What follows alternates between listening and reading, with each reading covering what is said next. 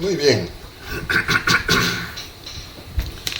Ahora vamos a leer el capítulo 7 de Génesis. Estamos continuando con nuestra trayectoria, llevamos una semana, ¿no es cierto? Capítulo 7. Recordando un poco de lo que hemos visto, capítulo 6, hemos visto los hijos de Dios se casan con las hijas de los hombres. Recuerdan que entendimos eso como una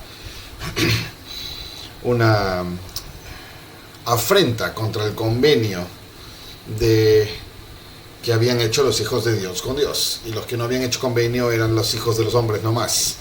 Y acá hablan de los hijos con las hijas y las hijas con los hijos, y toda una mezcla, y la maldad se proliferó al grado de que Dios se arrepintió, dice, de haber creado al hombre, y le pesó, ¿no es cierto? Le pesó, explicamos eso. Se anuncia el diluvio, Dios establece su convenio con Noé, quien construye un arca para salvar a su familia.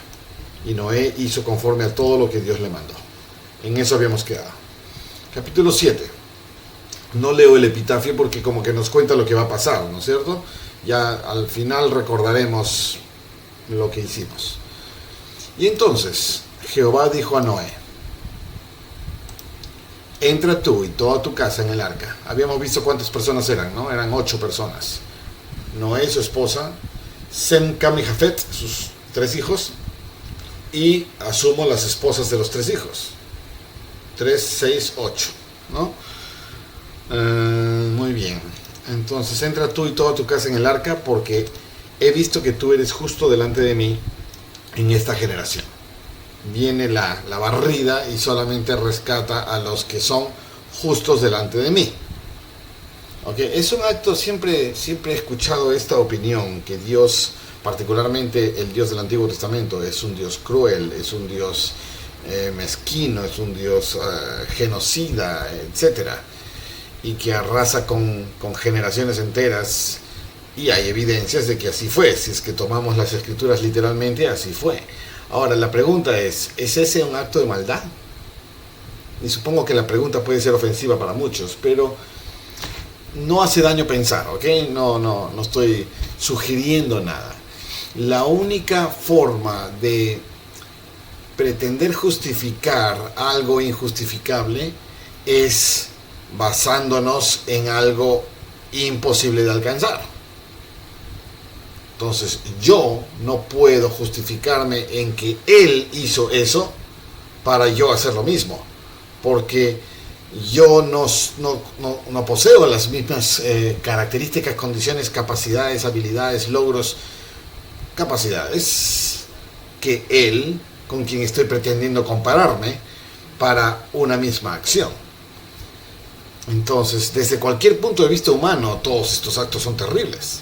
Pero desde un punto de vista divino, si yo soy, no sé, el dueño de este huerto, y pongo mis semillas y empiezo a cultivarlas y crecer, y veo que les entra peste, les entra semilla, les entra les entra bicho, les entra enfermedad, virus, y se empieza a corromper todo, y va a corromper hasta el suelo sobre el cual está. ¿Qué hago? No le meto maquinaria y barro todo y vuelvo a limpiar la tierra y vuelvo a empezar. Con pesar, me arrepiento de haber creado esto, o me pesa haber que haya salido así, pero soy genocida, soy malo. Es mi huerto, es mi creación, y sí, entiendo muy bien el rebate que se me haría al decir esto, y comulgo con lo que se me respondería, pero estoy tratando de no es justificar lo que busco, la palabra que busco. Estoy tratando de entender algo que no es posible comprender.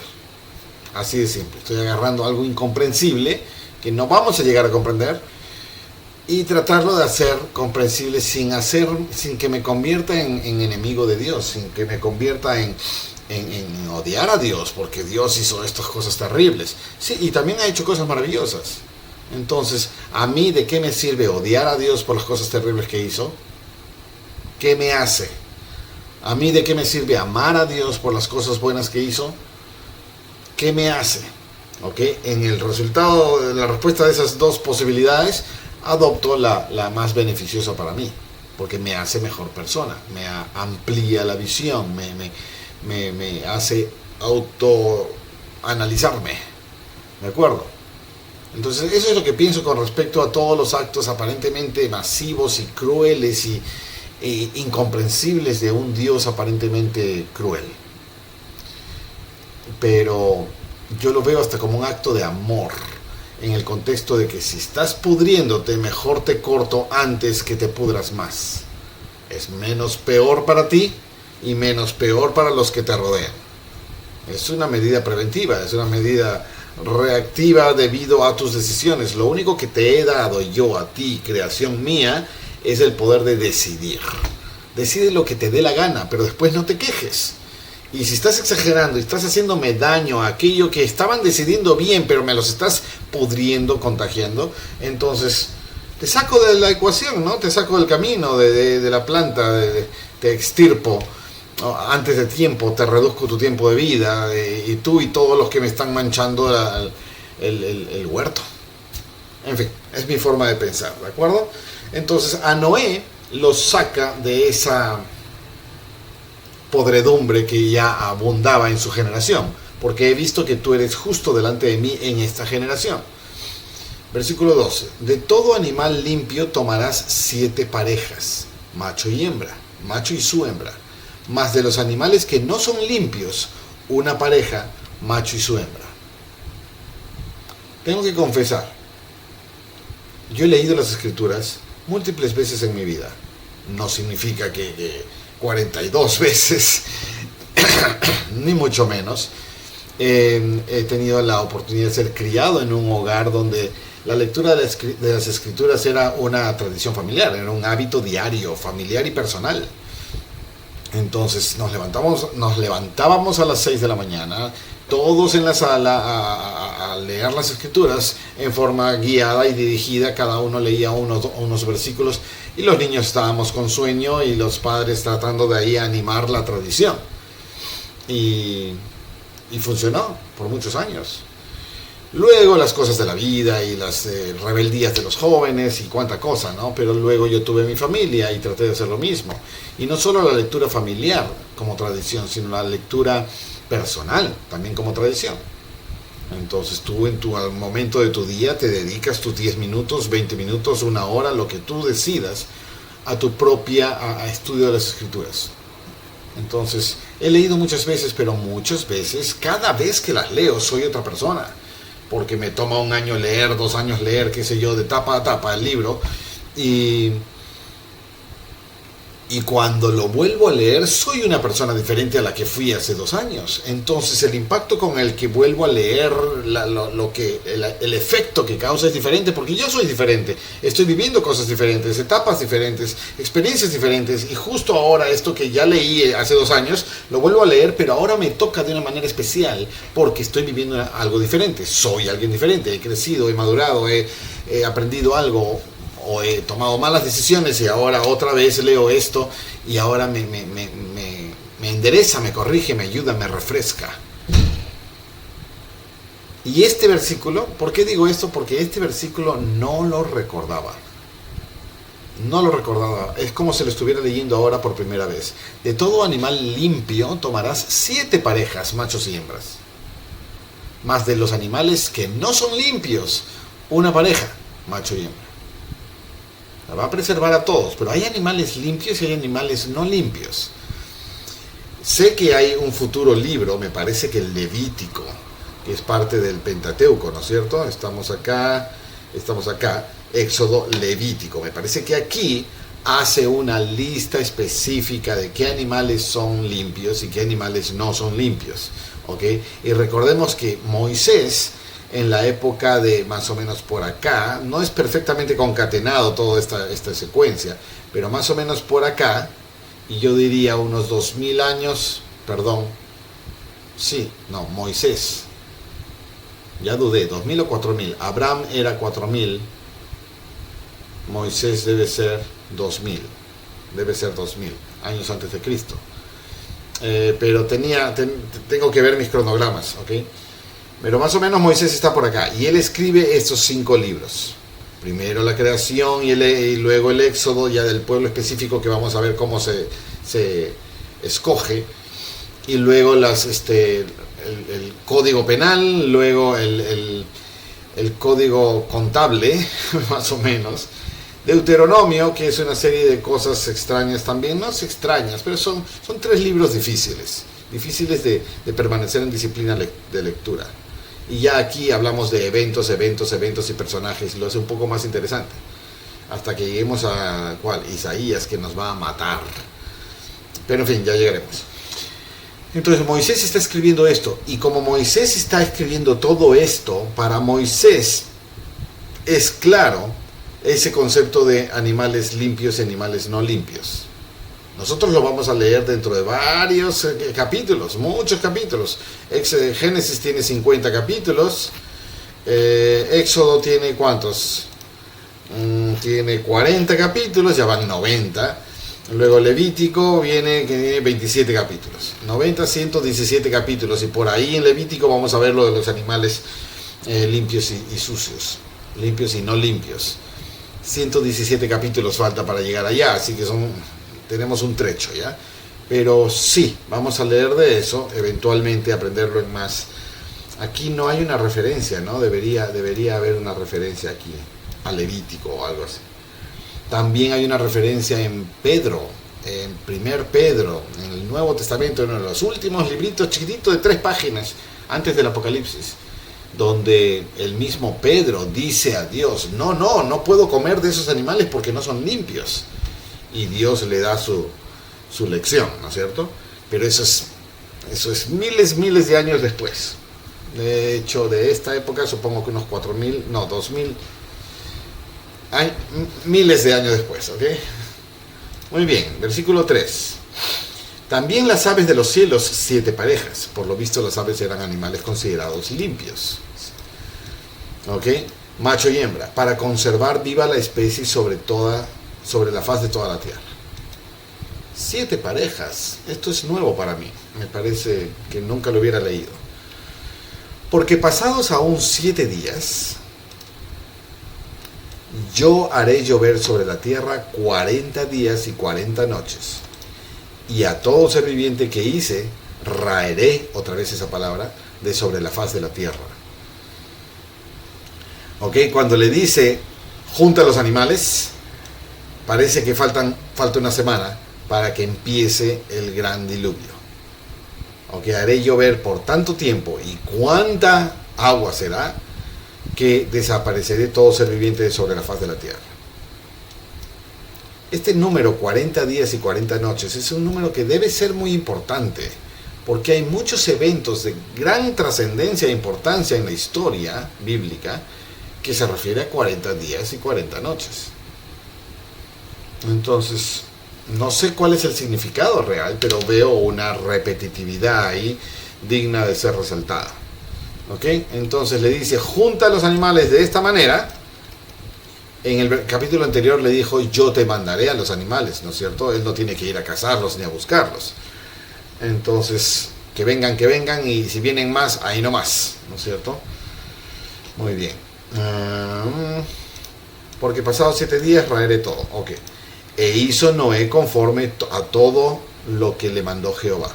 Obediente, sin preguntar, sin chistar, sin quejarse, sin retrasar, postergar, justificarse. Y era Noé de 600 años cuando el diluvio de las aguas vino sobre la tierra. Ahora, esto quiero resaltarlo. Noé tenía 600 años cuando empezó el diluvio. Pero ¿te acuerdas del capítulo anterior que dice, o incluso el anterior, de las generaciones, y siendo Noé de 500 años, engendró a Sem, Cam y Jafet? Entonces han pasado 100 años desde que tengo a mis hijos hasta que viene el diluvio. Este periodo me parece importante resaltarlo o anotarlo, porque, ¿dónde está? 600 años, acá. Porque desde que Dios dice algo hasta que Dios lo hace, siempre hay un periodo de tiempo. Y este periodo de tiempo se vuelve un periodo muy testeador testeador de la fe, la obediencia, la continua fe, la continua obediencia a través de este tiempo extra entre lo que dijo Dios y lo que hace Dios. Es allí donde se nos testea realmente. Todos, por derecho creacional, podría decir yo, todos hemos recibido en algún momento, o recibimos, o recibiremos, en algún momento esa advertencia, ese llamado, esa claridad interna de que algo va a pasar, o algo puede pasar. Es como un aviso que yo digo, nah, es una idea tonta, o es una advertencia que yo diría, no, son mis miedos, o es porque estoy sugestionado, o es porque es mi loca imaginación. Y luego con el tiempo ocurre ello. Y tú, cuando ocurre, tú te acuerdas que tú sentiste, pensaste, que tú sentiste eso. Que si hubieras obedecido esa vocecita, esa idea, estarías beneficiado por el evento porque lo habrías vaticinado, ¿no? O lo hiciste, fuiste obediente, seguiste tu corazón, seguiste la inspiración y llega el momento del cumplimiento de aquella idea y dices, uff, gracias a Dios, felizmente estuve preparado o preparada. Es durante ese tiempo entre que Dios dice y Dios hace, donde encuentro el terreno de fuego, de más testeo, donde ahí se cierne realmente lo que vale y lo que no vale. Porque si Dios no me dice personalmente, bueno, hablo de las escrituras, bueno, no creo en Dios, sí creo en Dios, soy bueno, soy malo, es mi decisión, no importa. Pero cuando me dice algo, cuando me dice algo, no importa lo que la gente piense, si me creen o no me creen, yo sé. Y yo mismo puedo convencerme con mis propias lógicas e ideas de que debe haber sido una idea loca, un pajarito y ya está. Pero yo sé. Y cuando ocurra, yo sabré, para mi pesar o para mi gozo de haber escuchado o no haber escuchado esa inspiración. Entonces, en este caso, el diluvio, desde que se le dijo a Noé hasta que se hizo, podemos ver un periodo acá de más o menos 100 años. Más o menos 100 años. En varias partes dice que Noé era un hombre perfecto, que Noé caminaba con Dios, que Noé había sido seleccionado de esta generación, y que bien, Dios me dice, y me esfuerzo. Y cuando tengo 500 años, recién tengo estos 3 hijos.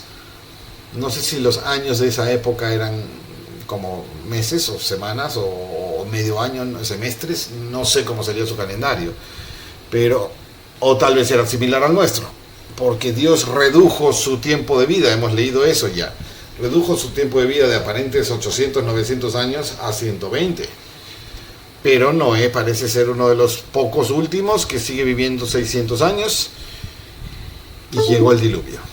¿Okay? Quiero resaltar entonces ese periodo de tiempo entre lo que Dios dice, el cómo lo diga, a quién le diga, es problema de Dios y de aquel a quien recibió el mensaje. Y el periodo hasta que Dios lo hace. Siempre da un tiempo de gracia, un tiempo de que nos ajustemos, de que nos arrepintamos, que corrijamos nuestras maneras o decisiones, porque viene. Lo que viene o dijo que viene, va a venir.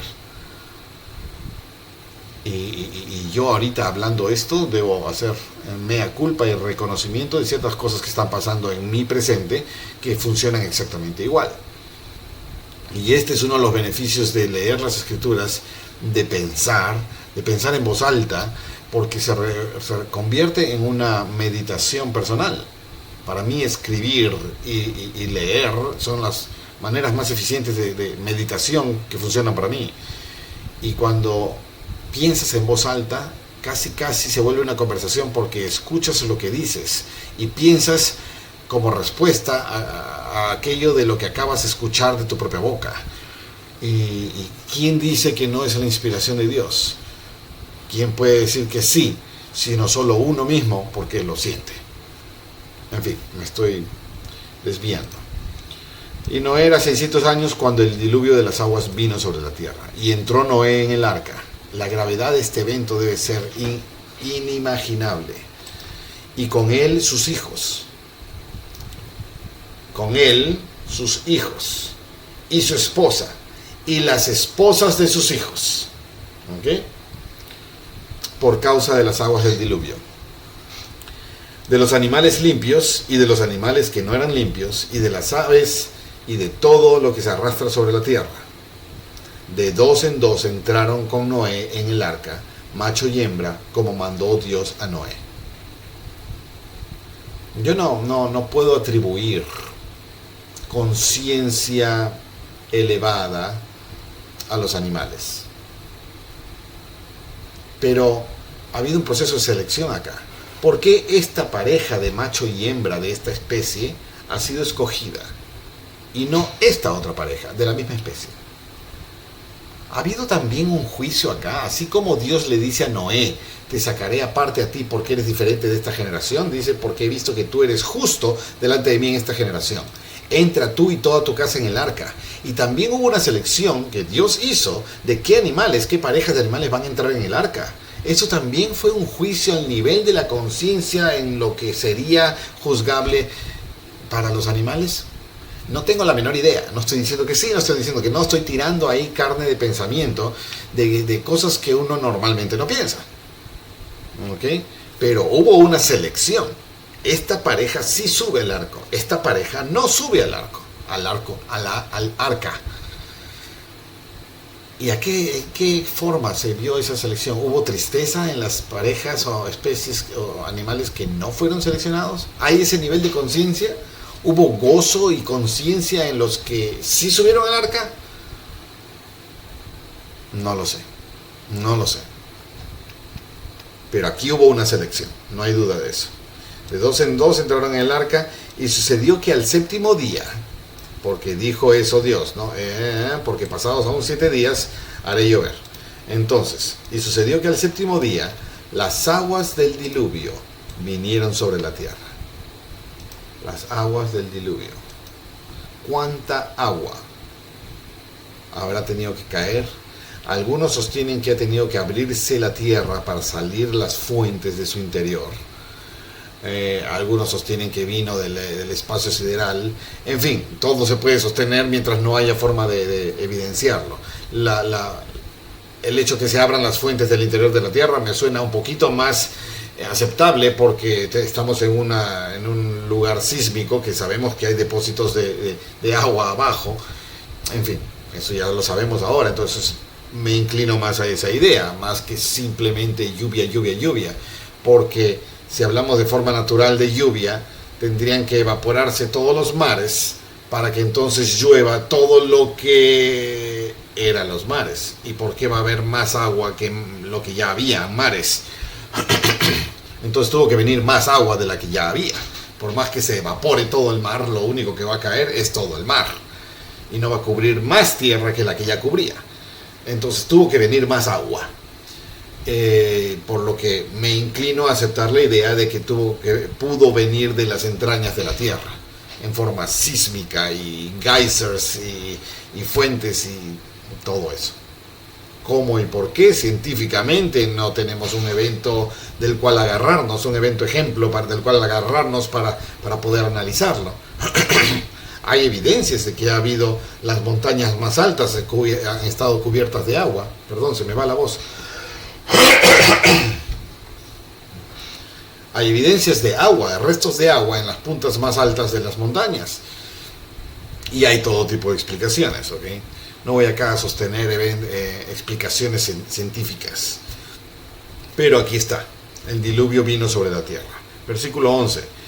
Y el año 600 de la vida de Noé, en el mes segundo, a los 17 días del mes. Esto parece un calendario gregoriano, te digo. Pareciera 17 de febrero, ¿no es cierto? Aquel día fueron rotas todas las fuentes del gran abismo. Bingo, acá está otra forma de pensar en que de las entrañas de la tierra sale el agua. Fueron rotas todas las fuentes del gran abismo, y las compuertas de los cielos fueron abiertas. Una parece que sale agua de abajo y la otra parece que cae agua de arriba. ¿Ok? ¿Cómo quieres satisfacer tu explicación a tu cerebro lógico? Tú decides. Pero aquí está lo que ocurrió. ¿Cómo me gusta la graficación de otros artistas, ¿ok? La película Noé, te digo, la he visto 50 veces y la voy a ver 50 veces más. Por su interpretación gráfica de estos eventos es genial. Para mí es genial. Seguramente que a alguno no le gusta. Y hubo lluvia sobre la tierra 40 días y 40 noches. Sin parar. Mucha lluvia, supongo. Y cuando hay muchísima lluvia suele haber muchísimo viento. Entonces debe haber sido sobrecogedor la experiencia.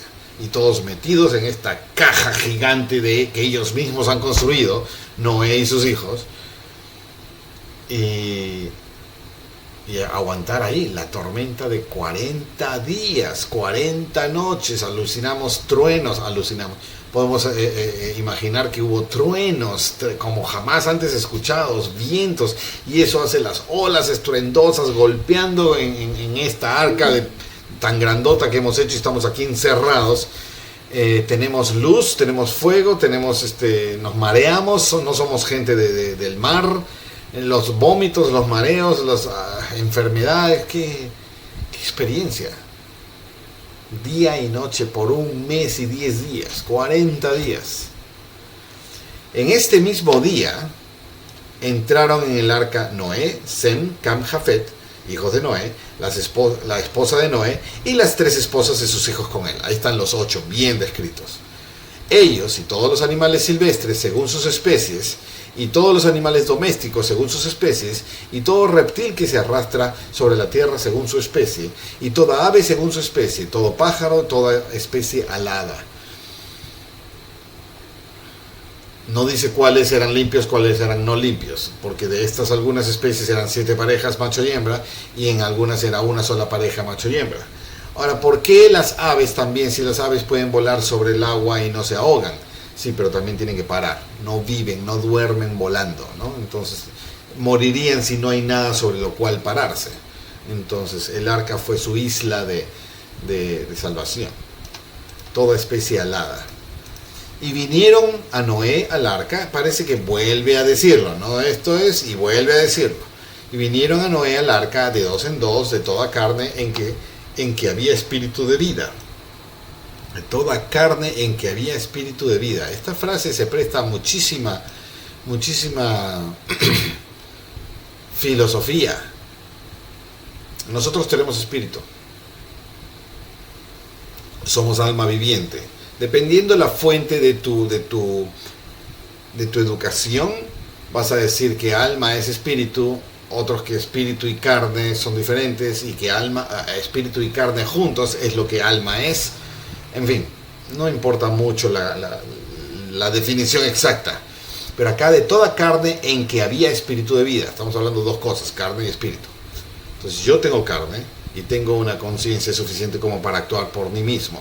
Tengo espíritu, el cual puede ser separado, y hablaremos de eso más adelante. Pero los animales también son carne, que tienen autonomía y albedrío en el límite de sus capacidades para hacer lo que ellos quieran. En el límite de sus capacidades. Entonces también tienen espíritu. Las aves, los reptiles.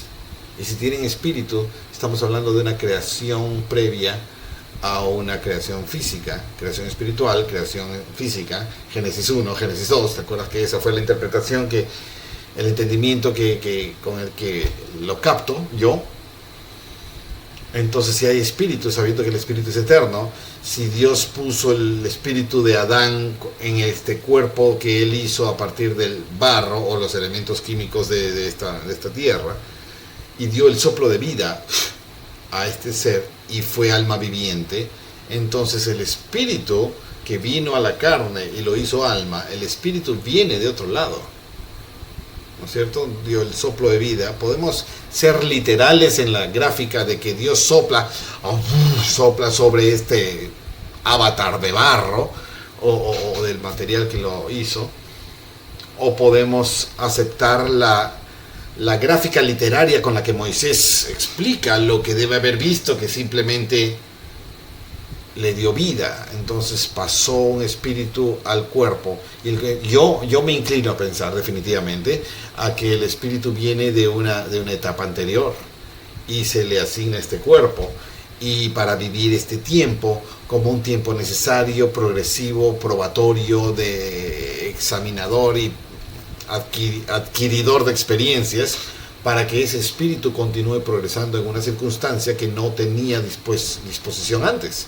Era espíritu, ahora tiene cuerpo, y cuerpo con algunas características. Ahora va a parir con dolor, ahora va a sudar para trabajar, ahora le va a costar esfuerzo esto, y tiene tendencias de atractivo hacia la sexualidad del sexo opuesto o lo que le atraiga, y de la maldad y del ego y de la mentira y del provecho y del sacar ventaja de otros, y vemos la maldad como se esparció más que la bondad. Entonces hay tendencias en esta carne que si el espíritu logra vencer las tendencias de esta carne, entonces progresa.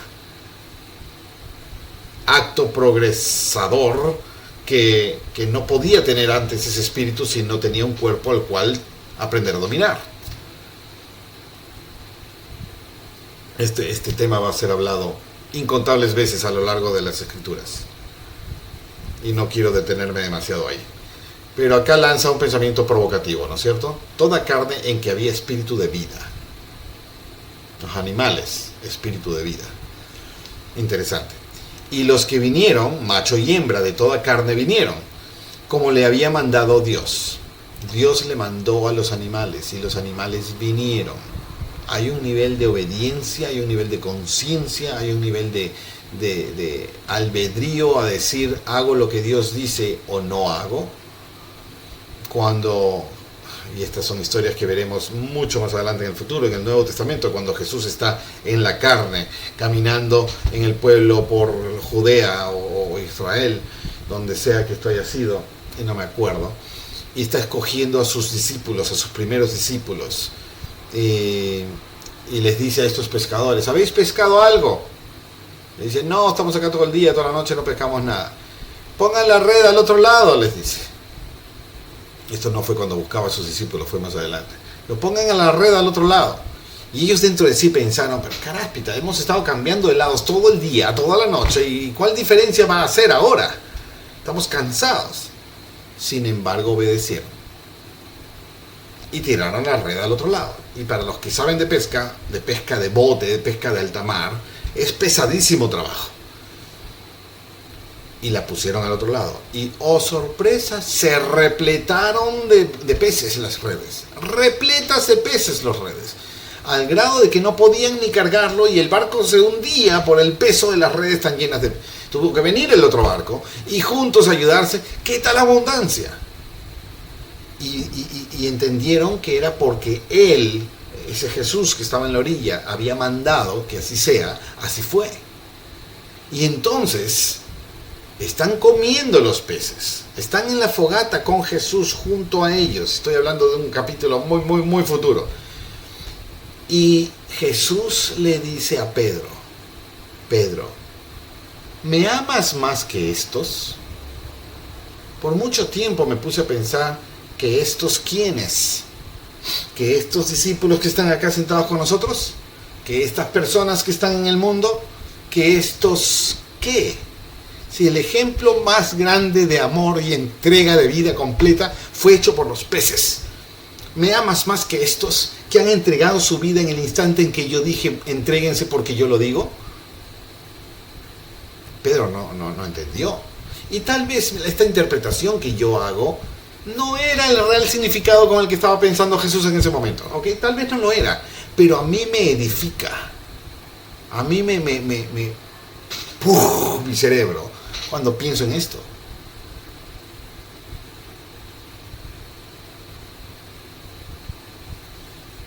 Y Pedro dijo, pero por supuesto, yo te amo. Tú sabes que yo te amo. Y le pregunto otra vez, ¿me amas más que estos?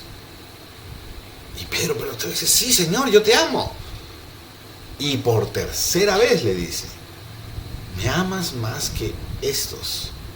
Jesús sabría ya, me vas a negar 3 veces, o creo que ya me había negado 3 veces. Sí, ya lo había negado 3 veces. Y la sensación de remordimiento en Pedro debe haber sido terrible. Y la tercera vez que Jesús le pregunta, Pedro se pone triste. Pedro se pone triste porque obviamente Jesús no sabe que lo amo. Más que estos. que acaban de entregar su vida en las redes por ti porque simplemente yo lo dije. Entonces, hay cierto nivel de albedrío para obediencia a un comando de la palabra de Dios en los animales. Y si es así, estos obedecieron. Estos en el diluvio obedecieron. Macho y hembra de toda carne vinieron, como le había mandado Dios. Y Jehová cerró la puerta tras él. Y Jehová cerró la puerta tras él. Y vinieron Noé, el arca y todos los animales, y Jehová cerró la puerta tras él. No me preocupa tanto la literalidad de las palabras escritas. Me importa muchísimo más la trascendencia y gravedad del evento graficado acá. Trato de mil maneras de ponerme en los zapatos de Noé, de los hijos de Noé, cómo veían a su papá y qué significaba todas estas tonterías que mi padre decía. Y por 100 años venimos construyendo este monstruo y de pronto empiezan a ocurrir las cosas que por tantos años, toda mi vida de hijo, me ha estado diciendo mi padre, de que va a ocurrir, va a ocurrir, va a ocurrir, y yo, sí, claro, va a ocurrir. O sí, claro, va a ocurrir. Y lo estamos viendo ahora ocurriendo. Están viniendo la cantidad de animales de una manera absolutamente no natural, sobrecogedora. Animales salvajes, animales de los que huimos y cazamos y nos matan, y están aquí entrando. Y todos entre ellos en paz. Es algo absolutamente no natural. La dimensión de lo que está pasando es increíble. Y Jehová cerró la puerta tras él. Y fue el diluvio 40 días sobre la tierra. Y las aguas crecieron y crecieron y crecieron y alzaron el arca y se elevó sobre la tierra. La violencia de este evento ha sido gigante. Y prevalecieron las aguas y crecieron en gran manera sobre la tierra. Y flotaba el arca sobre las aguas, sobre la faz de las aguas. Y las aguas prevalecieron mucho sobre la tierra. Y todos los montes altos que había debajo de todos los cielos, fueron cubiertos. Aquí es donde habla que la tierra sufrió un bautizo total, totalmente enterrada, sumergida en agua, donde dice todos los montes altos que había debajo de todos los cielos. ¿Okay? No sé si solamente eso habla de los que Moisés conocía, porque para eso es todos los montes y eso es todos los cielos, pero la tierra era más grande de lo que él habría conocido, y no conocía el Tíbet con los Karakorum del K8 y el K2 y el Everest de los 8000. ¿También han sido cubiertos esos? Literalmente acá dice todos los montes altos que había debajo de todos los cielos fueron cubiertos. Tómalo como lo tomes, ¿ok? Algunos toman esto como el bautizo de la tierra. Y eso tiene una cantidad de implicancias doctrinales del Evangelio mucho más fuera del tema de lo que estamos hablando acá. Ya hablaremos de esto, estoy seguro, es inevitable, en el transcurso de nuestras lecturas. Pero sí, subieron las aguas hasta 5.000 metros en las sierras peruanas, las sierras latinas, hasta 6.600 metros, 6.800 metros, y ya tapamos la montaña más alta de América. Si es que existía en esta época, ¿ok? Podemos asumir que sí, porque, en fin, depende del punto de vista del que te basas. Y 8.000 metros los montes más altos del planeta. Y ya. ¿Cuánta agua? Muchísima más agua de la que había antes. Y si es una esfera y tenemos el agua que tenemos, digamos una esfera de, voy a tirar números ridículos, ¿ok? Una esfera de 10 que tiene 5 de agua, entonces está en todas las zonas profundas y tenemos el mar, ¿no es cierto? Ahora, para llenar y tapar toda la tierra, necesito otros 5 de agua, pero el diámetro crece, entonces necesito 10, porque cuando el diámetro es chiquito mi altura es así, pero cuando el diámetro es grande, mi altura es así, y mi circunferencia es mucho mayor, y mi superficie volumétrica es muchísimo mayor, exponencialmente mayor. Entonces, si tenía 5 de agua en una tierra normal, con 10 no la lleno, tal vez con 50 o 500, dependiendo del diámetro que tiene que expandirse volumétricamente. Es al cubo, al cubo, al cubo, ¿no? Muchísima más agua. Por eso algunos sostienen, no, tuvo que venir de afuera, o tuvo que venir de las entrañas, o qué sé yo. Todo fue cubierto. Y acá dice, wow, se me fue. ¿Dónde estábamos? Acá. Todo fue cubierto. 15 codos más alto prevalecieron las aguas y fueron cubiertos los montes. 15 codos más alto prevalecieron las aguas y fueron cubiertos todos los montes.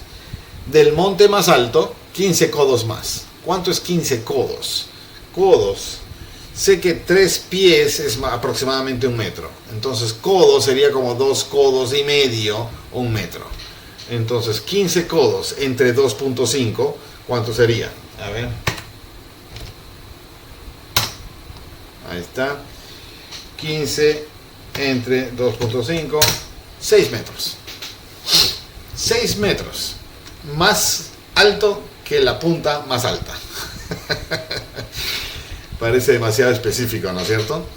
Sin embargo, es curioso, muy curioso que se haya tomado el registro más antiguo de la historia humana en decir esto. ¿Okay? 6 metros más alto prevalecieron las aguas y fueron cubiertos los montes.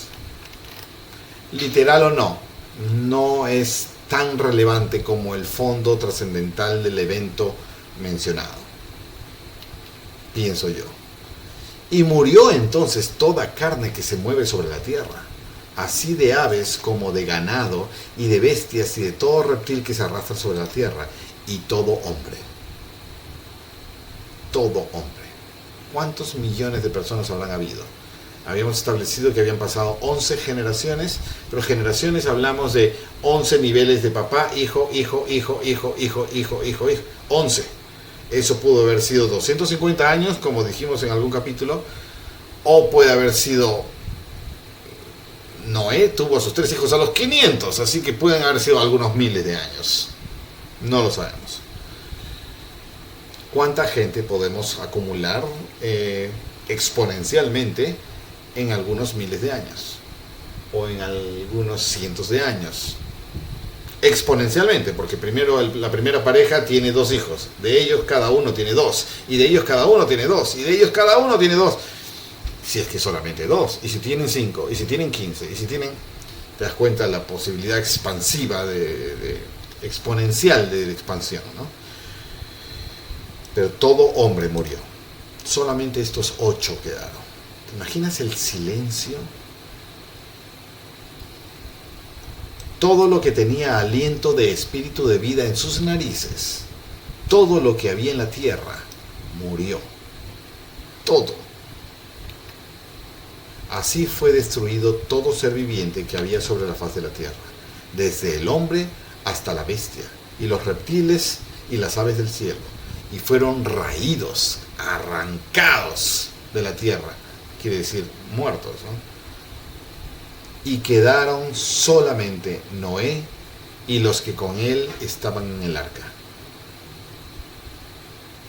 ¿Alguna vez has viajado solo a las zonas alejadas, a la montaña, al desierto, a la selva, al medio del mar, solo, y has sentido el peso de la soledad, no quiero llamarlo, pero del silencio solitario, de la posibilidad de peligro o mágico evento que nadie puede atestiguar que tú viviste, que te mueres y nadie se entera, que vives la experiencia más trascendental de la vida y nadie se entera, la soledad absoluta, para miedo o para gozo, ¿lo has vivido, lo has sentido?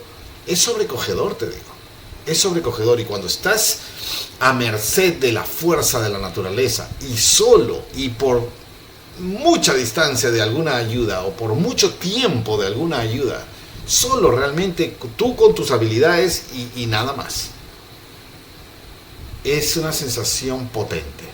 A algunos les da terror, a algunos les fascina, pero es muy potente. Definitivamente uno crece, uno se vence a sí mismo en varias cosas que no era necesario vencerse nunca viviendo en una ciudad, en un sistema económico, logístico que funciona para mí, pero solo para sobrevivir en todos los aspectos por suficiente tiempo y lejos de todo, es potente, muy potente.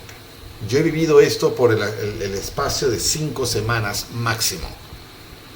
3 semanas, 4 semanas lo hice varias veces. 5 semanas fue mi máximo. Solo en las puntas de las montañas de los Andes latinoamericanos. Por kilómetros no había nadie y dependía exclusivamente de mi capacidad de mantenerme vivo. Y a la vez disfrutar mis eventos. Tuve estas tendencias viajeras y extremas, algunos lo llaman, desde la temprana adolescencia. Y viví experiencias sobrecogedoras, viví experiencias en las que debí morir, según yo y mis miedos lo decía. Viví experiencias en las que sobreviví gracias a la obra y gracia de algo más grande que yo. Definitivamente no fui yo, pero solo yo lo sé. Y nadie hay que me verifique mi testimonio. Y nadie me va a poder decir que no viví lo que yo viví. Y es una experiencia potente. En fin, aquí tenemos a 8 solos en el mundo, completamente. No hay enemigos, no hay amigos, no hay nada, ni siquiera animales. Otros, ¿no? Solo hay los que yo he traído. Y los que con él los que con él estaban en el arca. Y prevalecieron las aguas sobre la tierra 150 días. Llovió por 40 días y 40 noches. Un mes y 10 días, ¿no? Y además, después que paró de llover, las aguas ya estaban ahí, pues, ¿no? 150 días más. Estamos hablando de 150 días entre 30, ¿cuánto es? 150 entre 30. Estamos hablando de 5 meses más. 40 días, más el mes y 10 días que llovió, ya estamos hablando 6 meses y tanto. Ya están 6 meses en esa arca. Los sonidos, los olores, el trabajo de alimentación estructurada de todos los ambientes, de todos los animales en estos 100 metros de barco y 20 metros de ancho y 10 metros de alto, 3 pisos de altura, con cuántos animales. Ya ha sido tremendísimo, tremendísimo. Por eso ciertos ángulos no escritos en las escrituras, pero posiblemente imaginables en la imaginación de cualquier artista imaginador, como el director de la película Noé. Ya estoy aburriendo con esta referencia, pero hay detalles que incluye que le dan una magia muy posible al evento, y es cuando la esposa de Noé prepara una receta de hierbas que a la reacción con carbón o con chispa de fuego bota un humo que adormece. Y los adormece a todos con esta lamparita colgando, a todos los animales los adormece. Y tiene tanta lógica para mí. Si no, esto sería una jungla insufrible. Todos los animales gritando, todos los animales siendo animales. Y con esto los mantiene sedados, adormecidos. ¿Por cuánto tiempo? ¿Listos solo para comer de vez en cuando? ¿O cada noche tenía que hacer esto? No sé, me pareció fascinante ingrediente agregado, que no está dicho y no está por qué negarlo tampoco. Pero tratar de imaginarme cómo fue vivir esto y ver cosillas que no están mencionadas y entenderlas y poder ponernos en los zapatos un poco mejor de los que vivieron esto y entender la trascendencia de lo que se está viviendo, la gravedad. El próximo capítulo que leamos, vamos el 8 supongo, vamos a ver que finalmente las aguas descienden y tocan tierra y luego empiezan a a vivir y hay que construir cosas y no hay plantas, o si hay, o restos de lo que había antes de que se arruine todo con el agua. Y Noé y su particular experiencia interna, yo opino que entró en una depresión terrible. Vamos a leer eso en el próximo capítulo. Y no entiendo cómo no entrar en una depresión terrible después de vivir lo que se está viviendo en este momento, en este capítulo. Ya hablaremos de eso. Entonces fue suficiente por hoy, capítulo 7 hemos leído, voy a cerrar aquí y nos veremos en el capítulo 8.